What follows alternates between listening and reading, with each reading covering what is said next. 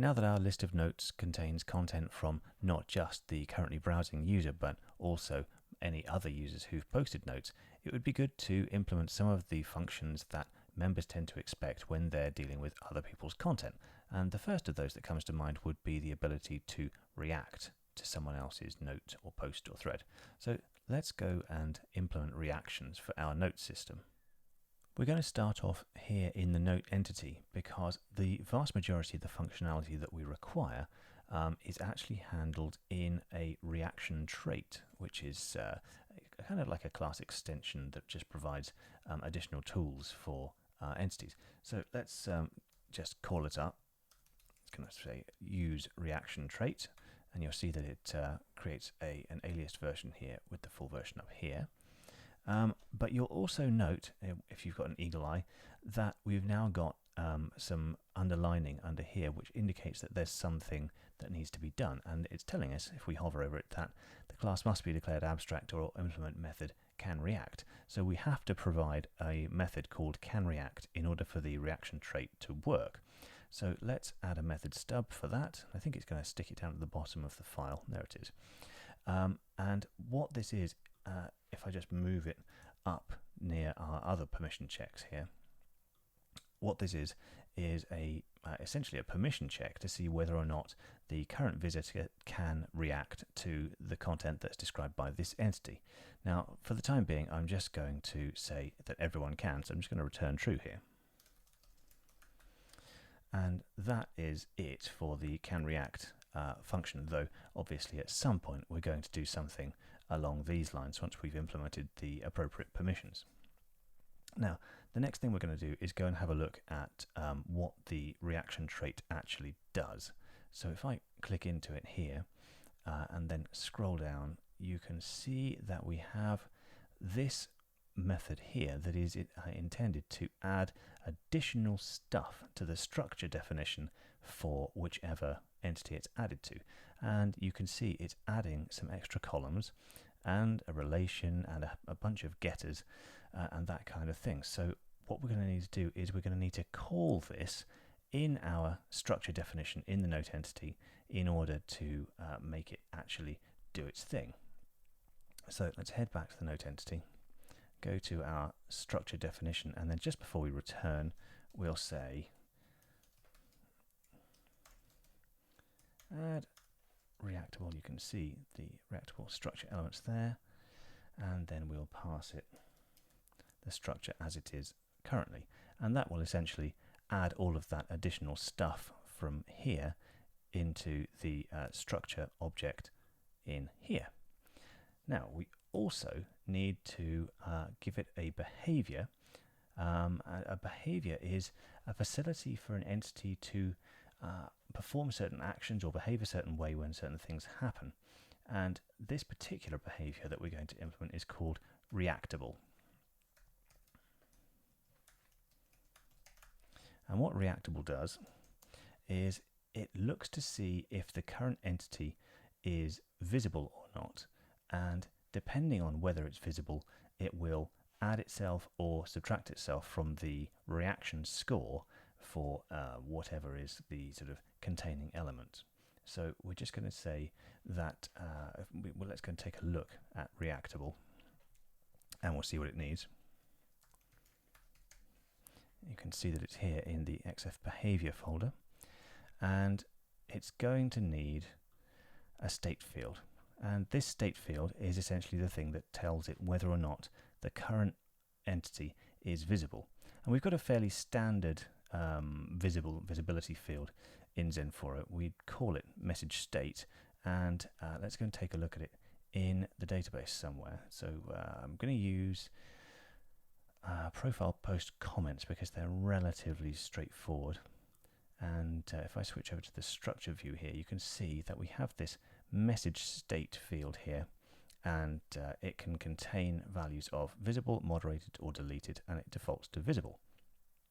So I'm going to actually just copy that whole column and plop it into my DemoPad note, which is a nice little trick that you can do with Table Plus. So now I've got a message state field, and because it's defaulted to visible, they are all set to visible just by virtue of having added the column. Now we are going to need to add that to our setup script in a minute, but for now that's okay. So now we've got a state field and we can tell it what our state field is, and it looks like this. The state field is message state, and that just tells the reactable thing which field it should be watching in order to do the correct behavior. Now, having added the message state definition here to my list of columns, if we go back to the reaction trait, you'll see that it does actually define 3 more columns, and we do actually need to add those to our demo pad note database table. And again, I'm going to just go and grab those from the profile post comment table. I'm going to have all 3 of those, copy them and paste them into the structure here. And that's the work in the database done, but obviously that's not going to work for the users who are going to be installing your add-on somewhere down the line. So we're going to need to go and fix the setup script to actually add those to your table. So let's quickly open that up. Let's not do it that way. Let's come back here, and there's setup. Now, strictly speaking, because this is all going to be happening in one installation, you would normally add these columns to your create table call here. But because this is a kind of a lesson, we're going to actually make a step 3 and call an alter rather than a create.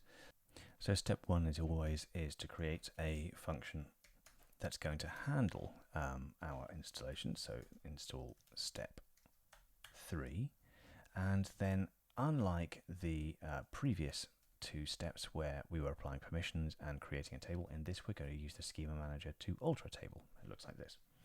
This schema manager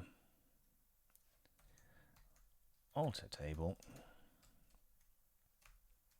and which table? It's demopad note again, and then we're going to pass it a closure of xfdb schema alter on the table, and then we need to actually run the commands that are going to be doing that alter. So the ones we need are the message state and the 3 reaction fields that we took earlier on. Now, I could type those out longhand, but I know that there are other tables that already have those, so let's just go and grab them. And I'm going to do that from the MySQL script in the Zenforo installation directory. I'll find profile post comment, and here we are. I want message state and all the way down to reaction users. There's an extra one in there, but I'm going to get rid of it. So we'll pop that into there, get rid of this attach count, and that's looking good. We've now got exactly what we need for our setup script, and at the point that the setup script runs, then it'll create the table so up to the point that we were at the beginning of this video, and then but when it gets to step 3, it will alter that table to add these reaction-based fields. Moving forward, and we need to take a first look at the concept of content type fields.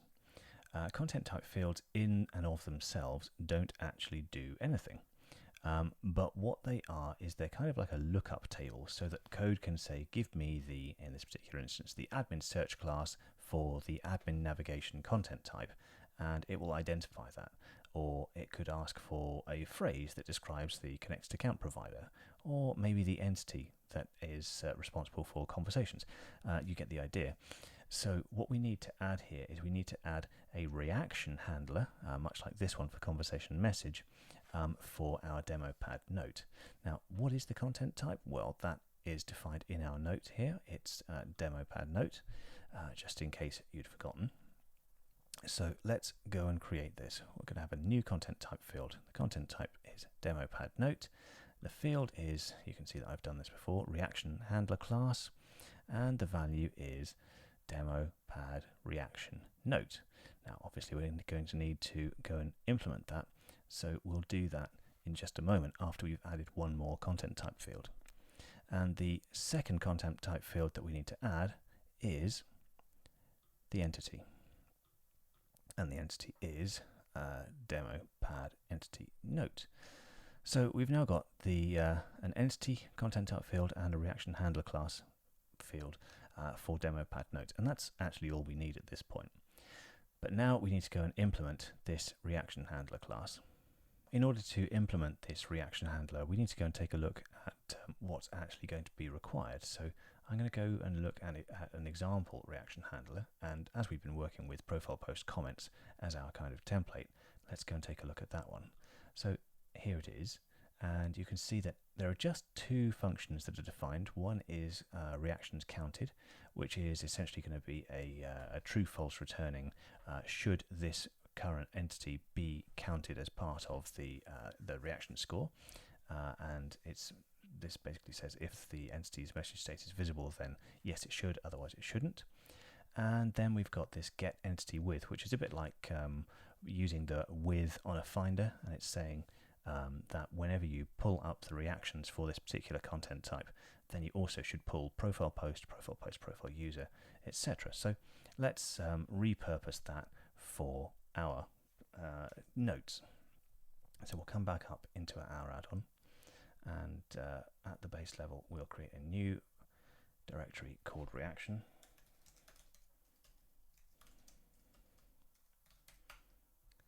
And within that we'll have a new PHP class called note.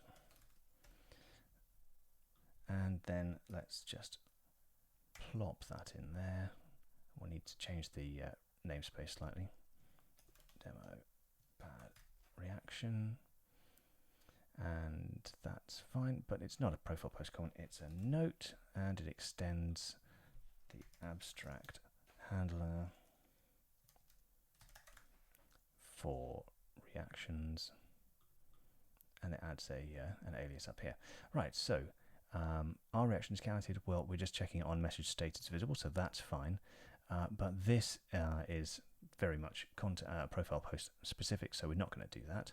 We're instead going to let's call up demo pad note and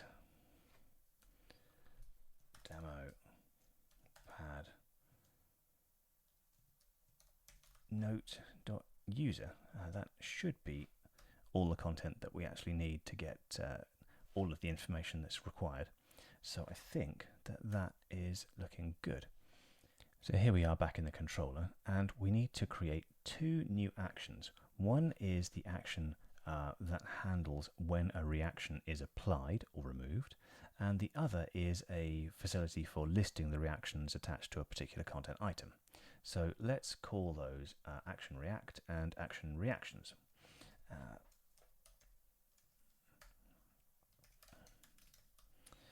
Now, for each of those, we're going to need to use the parameter bag so that we get the note ID passed through the parameters.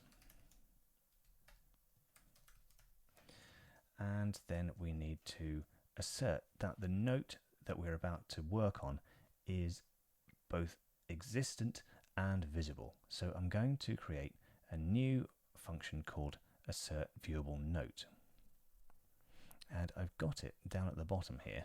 I've actually already written it, but I'll just talk you through its code. So first of all, it passes in arguments that are very similar to assert note exists, and then it does in fact call assert note exists, and if the note doesn't exist, it'll throw an error and everything will come grinding to a halt. But then, assuming that we get past that, we then look to see if we can view the note. And if we can't view the note using the can view method from the note entity, then we'll throw a no permission exception, which is essentially the same as what a returning an error from the view does, but in a sort of shortcut way. So we're going to call that assert a viewable note with params note ID. And assuming that we get to here, then we are ready to run. So now we need to call up another controller plugin. If you've seen the video where we talked about the deletion plugin, this one is really very simple. So it looks like this. Reaction plugin equals this, and then we'll call the plugin factory, and the plugin is XF reaction. Nothing too tricky there, and we can PHP doc that too. And it is XF controller plugin reaction. And now that we've got that plugged in, we can then return the reaction plugin action react simple is all we need. And what are we going to react to? We're going to react to the note, and the content route, which is kind of where we would redirect to in the event that a redirect has to happen, is just the notes thing, which is obviously action index from this controller. So that is all you need on the controller front to handle reactions being applied and removed from a piece of content. Let's move on to the reaction listing function now, and it's called action reactions. And once again, we've got the parameters being passed in here. And then we're going to do the same thing with the note equals assert viewable note on params note ID. And now we're going to give it another plugin, but this one is all about getting reactions. So it looks like this. Reaction plugin.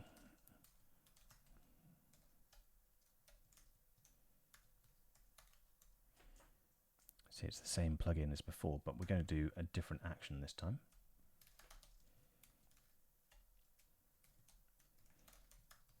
Action reactions. And then this takes a collection of arguments, the content that we're interested in, the note, and then the link to the action that this actually is. So it's notes/reactions.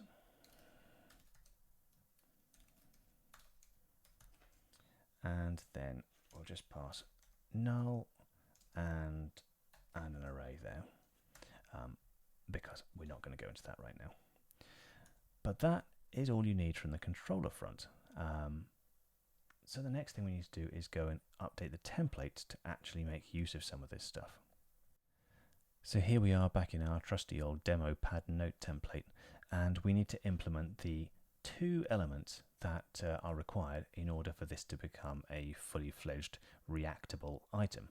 And the first of those is some way to display the reactions that have already been applied to this content. And essentially it's going to look like this. We've got a div with a class that has a JavaScript class name, and I'm going to call it reaction list, and I'm going to ask it whether or not the note has got reactions, which is using the reactions getter that you might have spotted in the the reactions trait. And if it has, then I'm going to also apply an isActive class to this div. So it looks like this: note reactions, meaning that that is truthy, and if so, then is active, otherwise nothing. And then we're going to only display this if we have any reactions. So if